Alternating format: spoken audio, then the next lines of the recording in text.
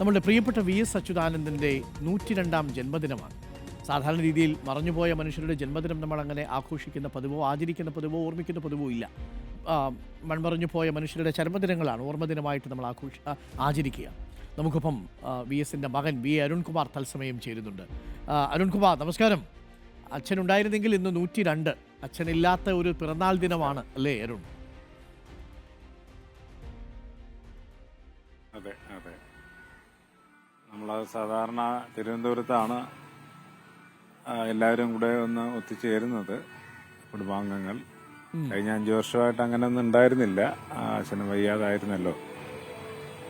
ഇത്തവണ അതുകൊണ്ട് ഞങ്ങളെല്ലാവരും കൂടെ ആലപ്പുഴ വീട്ടിലേക്ക്, പുന്നപ്ര വീട്ടിലേക്ക് പോകുന്നു. അമ്മയും കുടുംബാംഗങ്ങളെല്ലാം ഇത്തവണ ആലപ്പുഴ വീട്ടിലാണ്.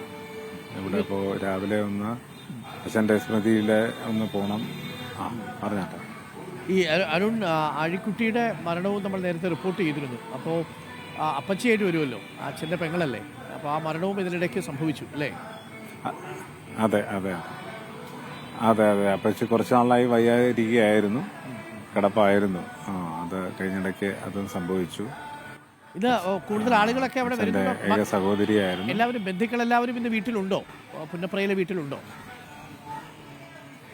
അതെ അതെ അതെ അതെ അതെ, എല്ലാവരും ഉണ്ട്. സാധാരണഗതിയിൽ അരുൺ അറിയാവുന്ന പോലെ നാടിന്റെ നാനാഭാഗത്തുനിന്ന് ആളുകൾ സ്ഥിരമായി ഞങ്ങളുടെ ഈ വീട്ടിൽ വരുന്നുണ്ട്.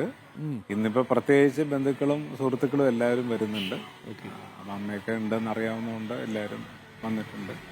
അച്ഛൻ കഴിഞ്ഞ കുറച്ച് നാളുകളായിട്ട് കിടപ്പിലായിരുന്നെങ്കിലും അച്ഛനുണ്ടാവുമ്പോൾ ഒരു ബലമായിരുന്നു അല്ലേ? അപ്പം അച്ഛൻ പോയതിന് ശേഷമുള്ള ഈ പിറന്നാൾ ദിനത്തിൽ നിൽക്കുമ്പോൾ ആ നഷ്ടം അങ്ങോട്ട് ഇപ്പോഴും അങ്ങോട്ട് യാഥാർത്ഥ്യത്തിലൂടെ എത്തിയിട്ടില്ല എന്ന് തോന്നുന്നു അല്ലേ കുടുംബാംഗങ്ങൾ?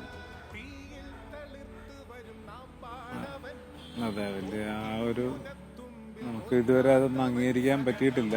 കാരണം ഞങ്ങളെ കൂടെ തന്നെ ആയിരുന്നല്ലോ. അപ്പോൾ ആ ഒരു ഫീലിലാണ് എല്ലാവരും. അല്ലാത്തൊരു വിഷമം എല്ലാവർക്കും ഉണ്ട്.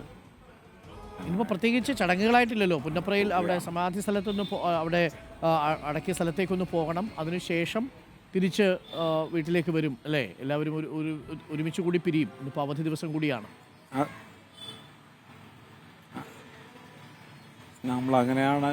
അമ്മയ്ക്കൊന്ന് അവിടെ പോകണം. നമ്മളെല്ലാവരും കൂടെ ഒരുമിച്ചൊന്ന് പോയിട്ട് പിന്നെ അപ്പച്ചിയുടെ വീട്ടിലൊക്കെ ഒന്ന് പോയി.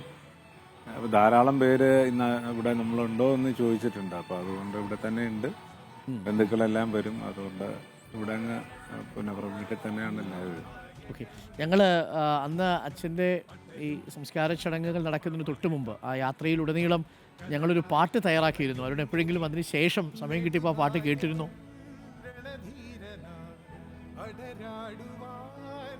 ഒന്ന് ഷെയർ ചെയ്യണേ. ഞാൻ ആക്ച്വലി കഴിഞ്ഞ ദിവസം ഒന്ന് ബന്ധപ്പെട്ടിരുന്നു. നമ്മളിപ്പോൾ ഞാൻ ഇടയ്ക്കാരനോടൊന്ന് സൂചിപ്പിച്ച പോലെ അച്ഛൻ്റെ ഫോട്ടോകൾ, വീഡിയോകളെല്ലാം കൂടെ ഒന്ന് കളക്ട് ചെയ്യാനുള്ള ഒരു ശ്രമത്തിലാണ്. ഒരു റെപ്പോസിറ്ററി ഒന്ന് ഉണ്ടാക്കണം എന്നുള്ളൊരു ആഗ്രഹമുണ്ട്.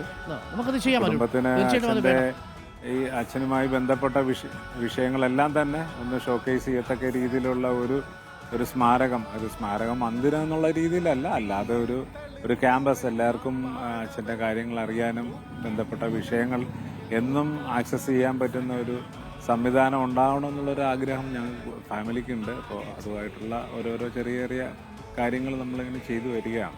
തീർച്ചയായിട്ടും വേണം. ഞങ്ങളുടെ ദൃശ്യങ്ങളും ഞങ്ങളുടെ ശേഖരത്തിലുള്ള എല്ലാ ദൃശ്യങ്ങളും ഞങ്ങൾ നൽകാം. എന്നാലും അതിനുള്ള അരുണും കൂടി ഒരു തയ്യാറെടുപ്പ് നടത്തിക്കൊള്ളൂ. നമുക്കതിന് ശേഷം ആലോചിക്കാം. Thank you Arun. അപ്പം അമ്മയുടെ അന്വേഷണം പറയുക, അപ്പം ആശയോടും ഒക്കെ. Thank you Arun. തീർച്ചയായും താങ്ക് യു. പ്രിയപ്പെട്ട പ്രേക്ഷകരെ, അരുൺ ആണ് നമുക്കൊപ്പം ചേർന്നത്. ഇന്ന് വി.എസ്. ഉണ്ടാകുമായിരുന്നെങ്കിൽ 102 വയസ്സാകുമായിരുന്നു നമ്മുടെ പ്രിയപ്പെട്ട വി.എസിന് അല്ലേ?